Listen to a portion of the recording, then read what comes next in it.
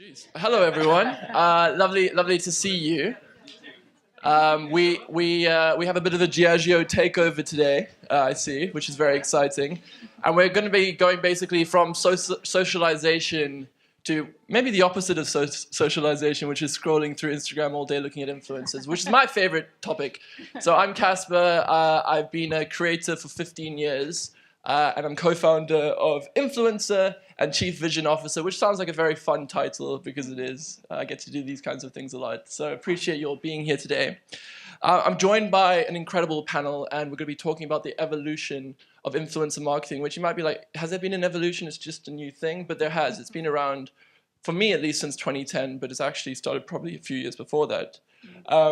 Caitlin, you've been involved in influencer marketing since around then too, not as a creator, but can you give us a quick background on your role at Visit Britain and how you work with influencers there? Yeah. So hi everyone, I'm Caitlin Johnson. I head up our integrated marketing at Visit Britain, which is the national tourism agency of the UK. And I did start in influencer marketing, kind of looking after our PR efforts for Kate Spade, the brand. So in a very different sector, not in travel, but in fashion, back in around actually 2011. And I think the real shift for me that I've seen in influencer marketing from then to now is that it was this thing that was totally new.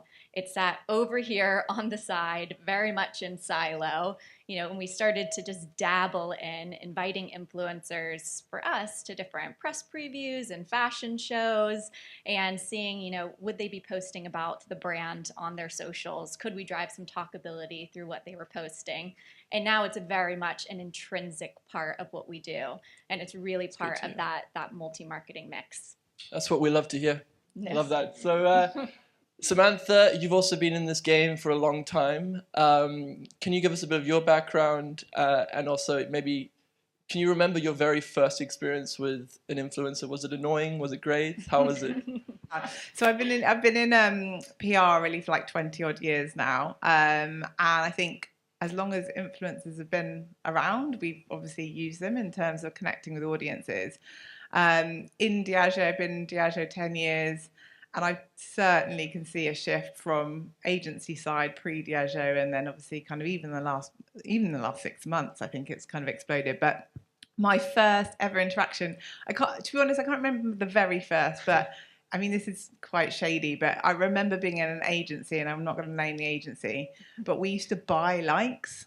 So it was back in the day when like influencers just started. Was that a competitor to influencer.com? Can we name them, please? No, it wasn't even. It was a PR agency. It wasn't. It was. I think it was before influencer marketing really existed as anything other than.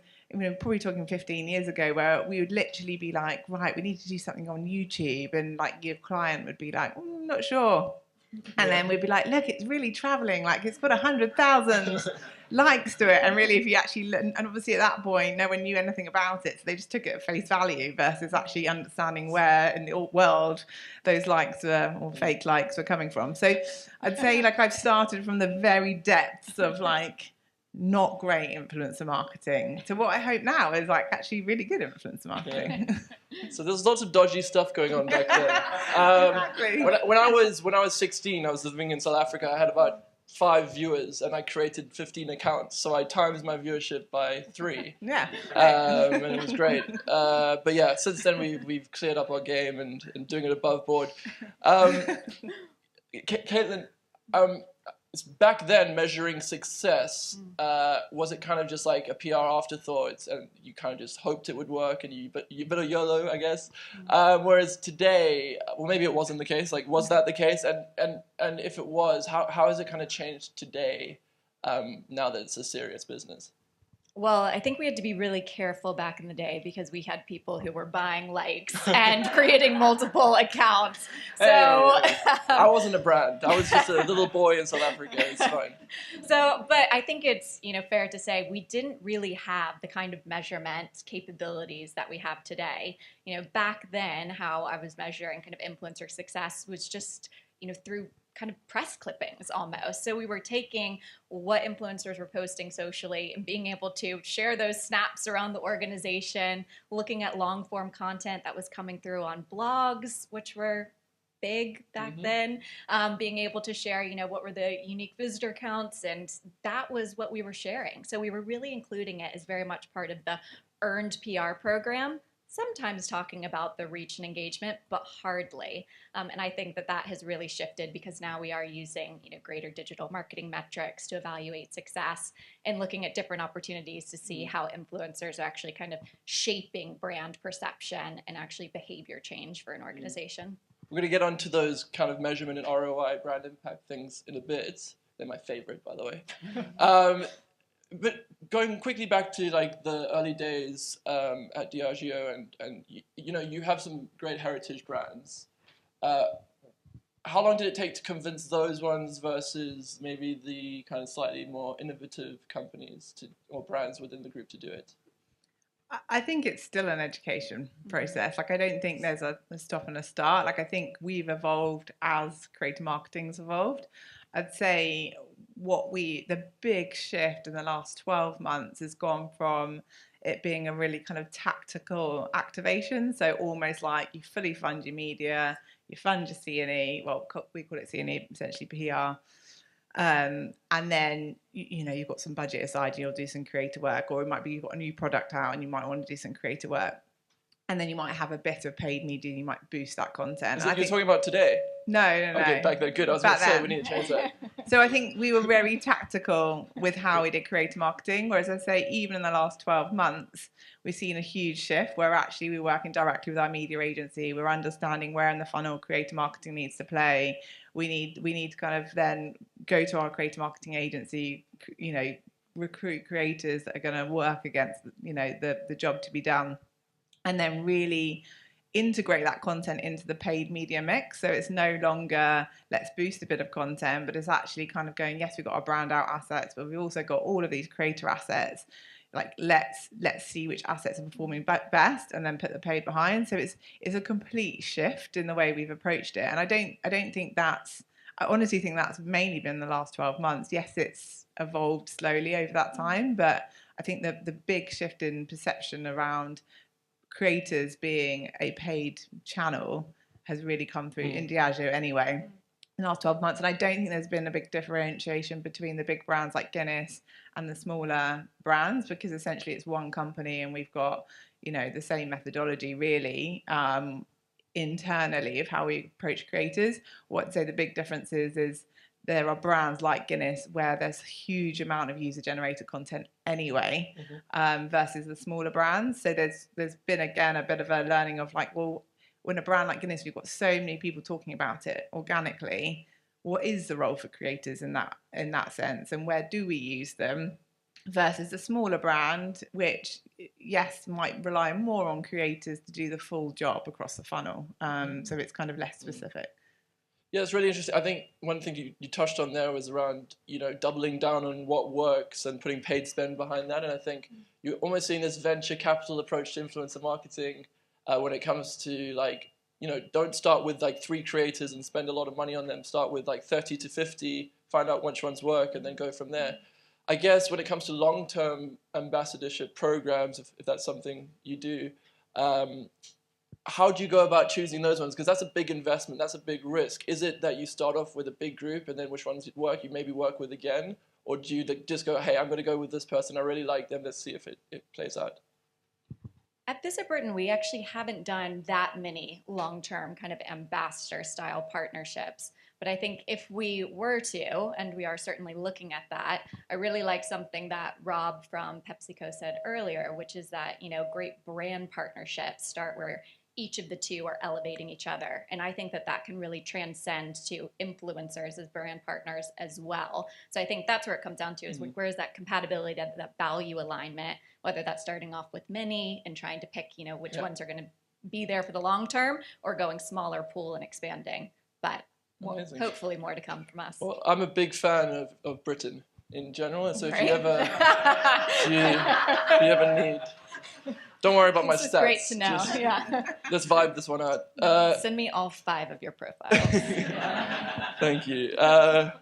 So, Samantha, I assume your brands have different values at Diageo, and of course, how do you kind of look at which creators share that? Like, is it something where it's a gut feeling, or are you using technology to look into that? How do you kind of?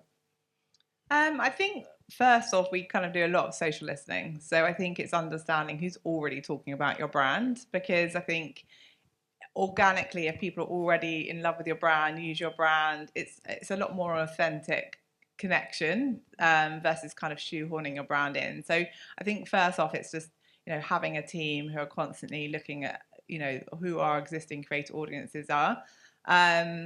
But then in terms of like having that connection, I think it's just speaking to the creators, understanding, you know, does their content style work for our brand or not? Like, you know, there's no point shoehorning our brands into like a very hardcore fashion creator where it just feels disjointed. Like, we've got to look at like where there's similarities, because I think one of the hardest things for any brand is letting go when, as soon as you give that brief to that creator. So I think it's really important that we've kind of got that trust and those kind of similarities in terms of like the ambition for the brand before kind of starting. Great. Well, now, Caitlin, I promised these fine marketers that we were going to talk about measurement, Okay. ROI, and brand impact. You know, Visit Britain it's not like a product you usually just go click on and you buy it, right? It's I wish. even though I could probably drive that for you. We could do visa uplift, something like that. But you know, you do brand perception, I assume. Like, how do you track that with influencer marketing? Yeah, well, you touched on it. I really wish it was, you know, even outside of influencer marketing, that we had a great pathway to saying this is how many people we've converted to Britain based off of our broader campaign and marketing activity, but we can't. So we're very much around across all of our campaign activity, looking at where we can make people aware of Britain and increase their desire and consideration to visit, driving incremental growth to the UK across our nations and our regions. So with that kind of business objective in mind, what we can do with influencers is see how they can meet our brand challenge, that Britain is a place that is on people's bucket list to visit one day. Individuals see it as a place that is full of history and heritage, but that makes them think that it's a museum of things to see. And therefore, we need to win out and get market share to drive that urgency to visit. So I think how influencers can help with that is through the direct, you know, content that they're portraying about a modern and welcoming, diverse and dynamic Britain. And we can even look at the comments on, you know, the content that they put out. If we see something like, oh, never knew about this place, you know, it's on my list to visit next year. Great, I'm going to snap that and we're going to include it as part of, you know, our overall campaign activity, showcasing how we're kind of shifting that perception. And then we run a brand tracker, which is based off of survey methodology, looking at, again, how our campaign has shifted and individuals' consideration to visit. And anything that we do through paid influencer work, we're looking at how does that, you know, how is that shown as part of the marketing mix to, again, prove out that same thing. So it is not simple, to say the least, but we do that alongside all of our digital marketing metrics too. That sounds ideal. Yeah. So I promised that I wasn't going to talk about AI, but I have to because everyone's talking about AI. So let's get into it. Samantha, when it comes to supporting kind of global brand storytelling without diluting cultural nuance. That's a very cool sentence. Wow. How do you kind of translate content, basically, is what I'm trying to get at. How do you take one amazing piece of content that was created in England or the US and translate that across the world? And are you using AI to do that? So I work in the GB team, so I can't comment globally what we do. Go on, come on, comment on that behalf. But what I have seen, I can kind of look at some external brands. Like, I think there have been some brands that have done this really well, and I think, you know, we're looking to try and do something similar in GB, but we'll see. But if you look at, like, I think Amnesty International, they used David Beckham, where they basically they wanted to raise awareness around malaria globally, and I think they kind of used him and created this, like, well, they created like this AI where David Beckham could basically talk in like 10 languages, I think it was, to be able to get the message out.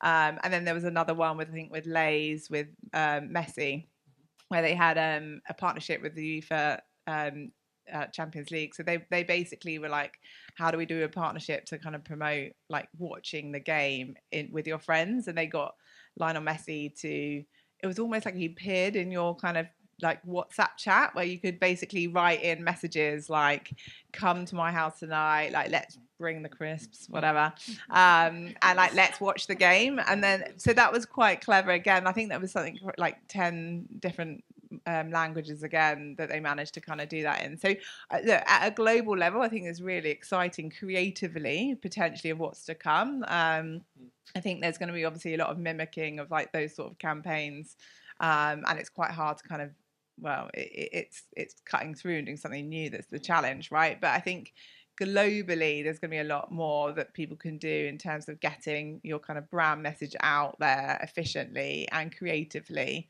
But I think that can be done in market as well. I think we use AI very much at a tools basis currently, versus creative. But I think, you know, I think everyone's just learning, right, quite quickly. Yeah, there's some great tools out there. Like there's one called 11 Labs, which is great for voice. And actually, Zelensky was on a Lex Freeman podcast. I'm not sure if anyone saw that, but you could hear him speaking in his native language, but in perfect English. And then you can even use things like Sync Labs, which is an incredible tool to change the lips. And you're starting to see this happening, and it's really exciting. But in terms of international kind of marketing, obviously Visit Britain, I mean, you have 5 core regions that you're focusing on, and then you go beyond that as well. Kind of how do you think about the creators you're working for in like specific markets based on this, and what the different markets are looking for from the creators?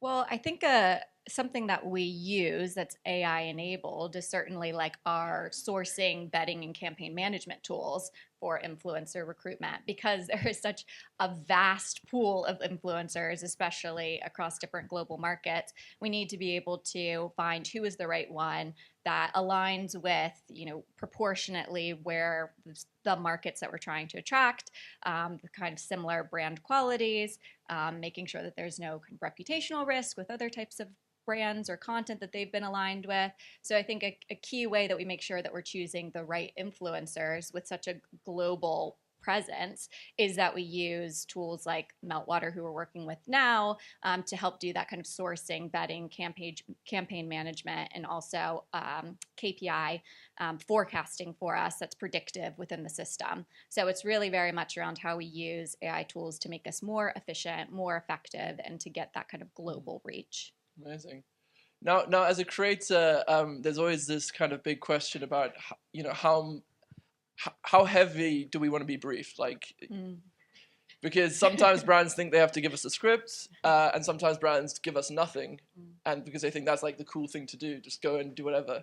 And actually, we've done some research. If you want to check it out on influencer.com, it's the creative perspective, where creators say they want a map, but then obviously they want a bit of freedom. I was wondering how you both look at balancing this, so you can still hit your targets in terms of like actually getting people to understand the piece of content was about your brands, but also making sure the content can still do well. Because when audiences are looking at social, especially on platforms like TikTok and Reels, if they see it too quickly, like it's this inauthentic message, they're not going to continue to watch it. So how do you kind of balance creative freedom with brand uplift? I think it's difficult. I think we're getting better at it. I think as a big corporate company, for years we've wanted more control over the content, I'll be honest. And I think it's been a bit of an education piece around letting go and not expecting a polished ad. This isn't about creating polished ads. I think two things work well for us. One is if we've got a particular campaign message or a particular just message we want to land, is almost giving kind of a creative framework. So we've done that with Guinness. Like we've entered like the Premier League as a sponsor. Our natural home is within rugby. We're moving into football.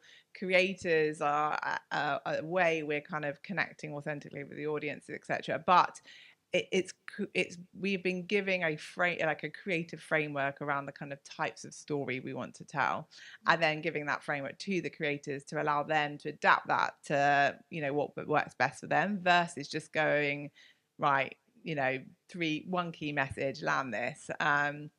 Whereas there are some brands where actually we can be more open and can be like, look, we've got this new product coming out.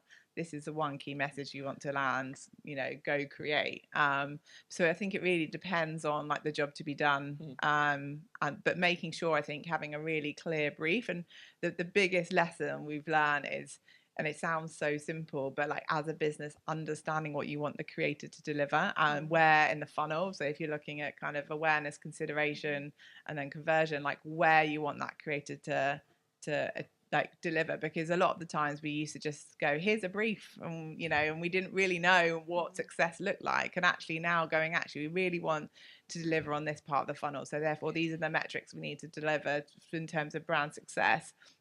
And then having that clarity means that you can judge it a lot better in terms of that content comes back and how it performs and was it successful, wasn't successful, and learn from it, so we know for next time. Yeah. We do something really similar to that in terms of a framework, but I think you said it too. It is on balance. It's about the relationship that you have with the creator and how you are being in contact with them to talk about, what's going to work best versus just going through a screen and being like, here, deliver on this, and with no communication. So I think it is all about the relationship that you build. And for us, I think the most important thing is the selection of the creator at the very beginning, because you're selecting that creator because they align with your brand values, because they, if your content is sitting within their channels, it's not going to look odd. So I think that is the most important thing that allows that creative freedom to flow, because you already have that kind of natural values-driven, purpose-driven alignment. Yeah. No, a way I love to be briefed is when the brand's actually, and this is if you want to brief me, when the brand actually kind of has watched my content, and they send me examples of this is exactly what we're looking for, but we want to make it about us, or this is like a series we know you do. And that obviously that can be done with words, but also it's so nice when they can just like send the video and be like, this is how it should look and feel. And Guinness, I've actually seen some incredible content coming out with people like Chris MD, where like it's not only like what's being said is very Guinness, but actually was the way it was being shot was really like cool and grungy, and it was like one of the first times I saw like a creator change their style, but in a cool way. So I just thought that was something to point out. Does anyone have any questions? Because I don't want to be selfish with my time here. Very, very kind of you, Caspar. Thank you. Just handing it over. Yes, Philip, in the middle. Just so interesting. I have one for Caitlin, because I think obviously the ultimate creator and influencer or cohort must be the royal family for you. So I'm just wondering, are you working? Because we all paid him, right? So they must have an obligation to pay back by promoting Britain. So I'm just wondering if you work with them, or is that on the cards? And what's your thinking on working with the royal family, especially maybe Will and Kate? They're good friends of mine, by the way. Oh, really? Okay, so they're like your plus two. Yeah. Okay, great. We can do a collab. Okay, great. I think the royal family is one of the greatest kind of British pieces of currency, in terms of what they do for the perception of Britain internationally. We don't have direct involvement with the royal family, but we use prominent events in time that are happening in the UK that can help motivate our target audience to visit. So whether that was the coronation a few years ago now, or the Jubilee with former Queen Elizabeth. So it's seeing how we can take those opportunities and moments in time in Britain, when Britain is on the world stage, and use as an opportunity to showcase all that Britain has to offer to our international audience. So whilst not directly working together, it's very much around how we collaborate on certain moments. Very good question. Does anyone have? One question there. Wait, I have to come to you. 1 second. Sorry, I'm Harvey from Smart Assets. I'm really struggling with hay fever today, so if there's any weird sounds, that's probably that. Really loved your points around how you sort of select influencers, and particularly how you might be using like some elements of AI, within that. Have you ever thought about trying to marry up what's in your content historically and what's been in their content historically? And have you used AI to sort of like scan that content for your verticals? Because obviously a Guinness ads can be very different from an integrated Visit Britain ad. Do you analyze like the intricate creative elements of their ads, or are you very much just looking at like top line metrics of engagement, etc.? Short answer, I don't think we use AI to assess like the creator content and kind of, I suppose, our ad content. I think I think there's definitely room to do that. I think what we kind of do is a lot of brand uplift studies after our creative campaigns have gone live to understand like what's been kind of the effect of brand perception or spontaneous awareness, etc. And we're starting to kind of score content in terms of like performance and whether it's kind of performed well, whether there's room for that content to improve in terms of its, the visual content, etc. So I think we're beginning to use AI more, but I wouldn't say we necessarily scan creator content to then try and marry it up that way. Not yet, anyway. I don't have a response directly to the AI bit of that because we aren't doing that either. But I think when it comes to looking at creator content and how that might work against our own content, something that we've launched and developed is a new way of acquiring social content using kind of British regionally based content creators. And from the content that they've gone out and produced over the past year, working with them to take that and actually recut it into original pieces of social first content that we can put out across our channels.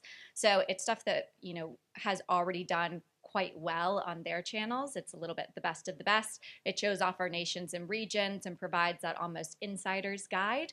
That's probably the closest to ambassadorship that we have right now. But that insider's guide to Britain, and it's all based off of, again, what's done well. It's not your typical UGC because it is original content and it's only going on our own channels, but creator-led.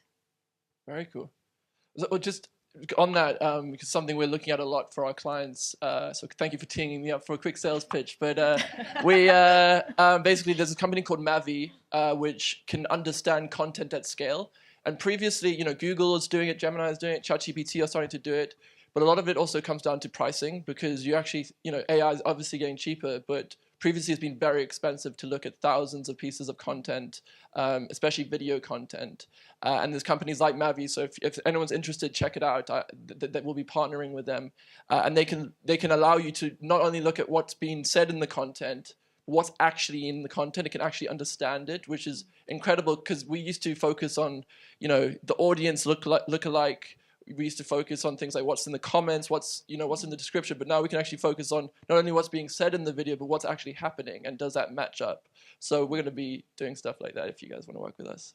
Cool, we got another question back here. Sounds good. Yeah. Sold. Hiya, my name's Callum. I'm an artist manager in the music industry. A lot of artists that I work with hate being called content creators or influencers, even though they are incredibly powerful influencers. We've worked on various campaigns with brands, some of which are within the Diageo family. I just wondered if there's other sort of metrics that you look at when working with an artist or those sort of within the music space that are really driving change in culture from a music perspective, and if those sort of metrics differ to if you work with a more, I suppose, traditional social media influencer. Yeah, definitely. We do separate it out. So obviously we've got our VIP talent and our kind of, whether that's music talent, film talent, etc. And then you've got our creators. We tend to, it's not quite a clean definition, but we kind of go, if you're famous for something first, so say if it might be for your music or if you're acting or presenting, whatever, and you have a social channel, you're almost kind of the VIP talent. Whereas if you're kind of creators first, but you might then go on to be a presenter as well, we'd then be kind of more your creators. So we do look at them in different ways, and we would measure typically someone who is a VIP talent, it's more kind of driving awareness, and it's more fame driving. So like, for example, we work with Maya Jama on Gordon's Pink, and yes, she's got a brilliant social channel and her content always performs exceptionally well, but her role for our brand is much larger. So she's designing limited edition bottles, she's on gondola ends in supermarkets, like she's, in all of our kind of above the line advertising. So the role is different, and the same depends on the music artist and kind of the role there. But to me, that's more like it's awareness driving job. So you're kind of looking at like reach and views and like, you know, whether people are more aware of your brand and sales, or your sales increasing because people are more aware of it, versus necessarily creators, where primarily our creators we use for consideration. So it's like more of an education piece around the product values, you know, how to drink the product, how to create the cocktail. Are they considering it? In which case it's more like positive sentiment. Are they viewing your brand in a more positive way? So we absolutely use different metrics depending on the level of the talent and the job to be done. But yeah, it's not quite clean cut. It depends on what we're hiring the talent to do, really, I suppose. Well, thank you so much, both. Really appreciate your time. I've had a great time. Hope you all did too. And I'm going to hand back to Alex. Thanks so much. Round of applause.